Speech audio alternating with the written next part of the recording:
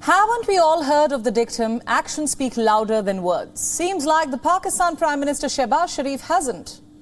In an exclusive interview to WION World as One, Pakistan's Prime Minister called for a composite dialogue with India. In his message directed to India's Prime Minister Narendra Modi, he stressed on the importance of talks. I've said very emphatically and very clearly, without any ray of doubt, that we are prepared to talk, peaceful talk, and serious and sincere talk is the only way forward. Arms to the teeth, this is what I've said. On trade as well? Everything, but the burning issues, they have to be resolved without attending to those issues which have led both the countries to war in the past 70 years, without, talking on those issues and trying to find a way forward, other matters become irrelevant. Let's see you next It has to be a comprehensive dialogue, composite dialogue. It's very important. So this is what my message is to Prime Minister Modi. Although there is no denial to the fact that talks have their own significance in geopolitics, but there has to be serious and tangible effort from both the sides to get the talks started. It is precisely here that the Pakistani side seems falling short of credible action. Calls for talks cannot be hollow. It has to be backed by something tangible. And while the Pak Prime Minister spoke about dialogue, he went on to raise the Kashmir issue. India, for its part, has maintained that terror and talks cannot go hand in hand. There has been a remarkable consistency in the stance of the Indian side. India reiterated the same at the UNGA. A polity that claims it seeks peace with its neighbors would never sponsor cross-border terrorism. Nor would it shelter planners of the horrific Mumbai terrorist attack, disclosing their existence only under pressure from the international community.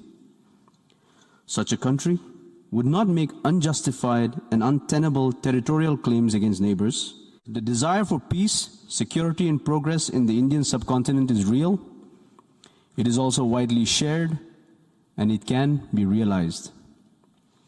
That will surely happen when cross-border terrorism ceases, when governments come clean with the international community and with their own people, when minorities are not persecuted, and, not least, when we recognize these realities before this assembly.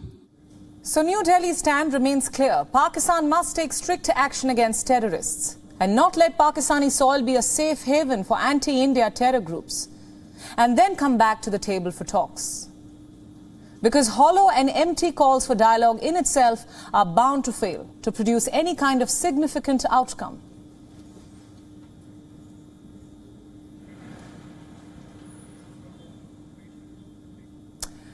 Let me introduce my guest on this broadcast. For more analysis, joining us now is Vivek Katju from India's National Capital Region. He is a former Indian diplomat. Ambassador, welcome to this broadcast. Thank you. My first question, sir, we've been playing out our exclusive chat with the Pak Prime Minister where he calls for a composite dialogue with India. My question to you is, India has always made its position quite clear. Terror and talks cannot go hand in hand. How do you view the Pak Prime Minister's statement? I was struck by the term that he used, composite dialogue.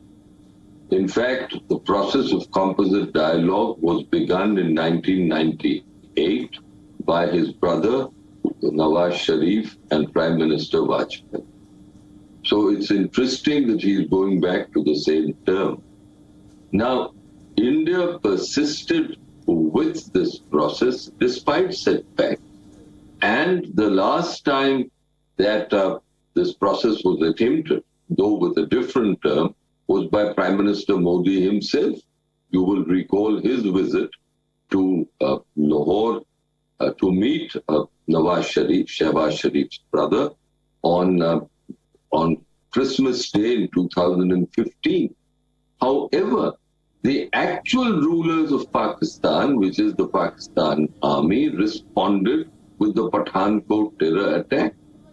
And in 2016, even though the Prime Minister Modi tried his best, what followed was the Uri attack. So after that, then in 2019 was the Pulwama attack. I think Prime Minister Modi articulated, and he has stuck to the position incorrectly, that if Pakistan wishes to have a process of full talks, composite talks, to resolve issues, to address humanitarian issues, to put in place a cooperative relationship, it has to give up terror. Absolutely. And it is here that Shehbaz Sharif was absolutely silent. Right. Apart from that, three other points are important. If you see his UN speech, if you see the vituperative nature of the contents of that speech against India, whether it was on India's treatment of its minorities or the propaganda that he unleashed on Jammu and Kashmir, and also indirectly accusing India of fomenting terrorism in Pakistan. Now, all this is quite contrary to a desire of a country to have composite talks and full dialogue with its neighbor. Absolutely, Ambassador. I just want to come in there and just talk about Pakistan's agenda here. As we've been reporting on WION, there is an economic crisis in Pakistan. Floods have caused massive, large-scale devastation. And in view of all that, how do you view this statement? Is Pakistan essentially trying to reshape its agenda? No, I think Pakistan is trying to play the international community.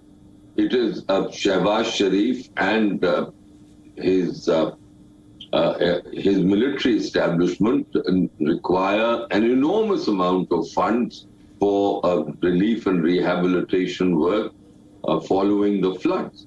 And they want to project a picture of reasonableness to the international community, and that is why they are saying that they want to reach out to neighbors. In fact, if you recollect, Shehbaz Sharif concluded his UNGA speech also with a fervent appeal for talks with India. Right. But that was quite contrary to the contents of what he spoke about India. Now, you have to create an enabling environment if you want to reach out to your counterpart, in this case, Prime Minister Modi, and to be taken seriously by the Indian establishment to establish your interest in having a dialogue. What Shehbaz Sharif and the military establishment have been doing all these weeks, and that was witnessed in New York, is just to the contrary. Right. They are continuing with the agenda which was set after after the constitutional changes in J&K, and J&K is an entirely internal matter of India. Absolutely. So that process has continued, and Shehbaz Sharif, I regret to say, has only been perhaps more forceful than even Imran Khan was. So you can't take Shehbaz Sharif seriously and the Pakistanis seriously at this time when they make all these all this. Ambassador, you raised some pertinent points right there. Finally, let's talk about the SCO summit, his comment on that. While talking to WION, Shehbaz Sharif said that India hasn't invited him for the summit next year yet. Now, India only took over presidency about a week ago, and not to forget the fact that India has invited Pakistan repeatedly to previous meets which it has hosted. So is the Pak Prime Minister simply trying to skirt the issue? Well, I think the Prime Minister of Pakistan is showing a lamentable lack of diplomatic practice.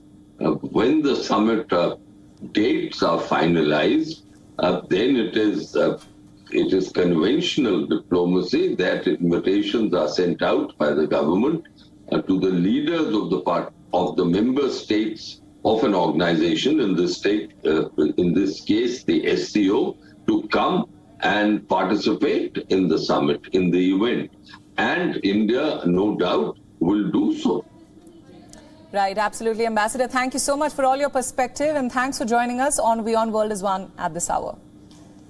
Pleasure. Thank you. WION World is One is now available in your country. Download the app now and get all the news updates on the move.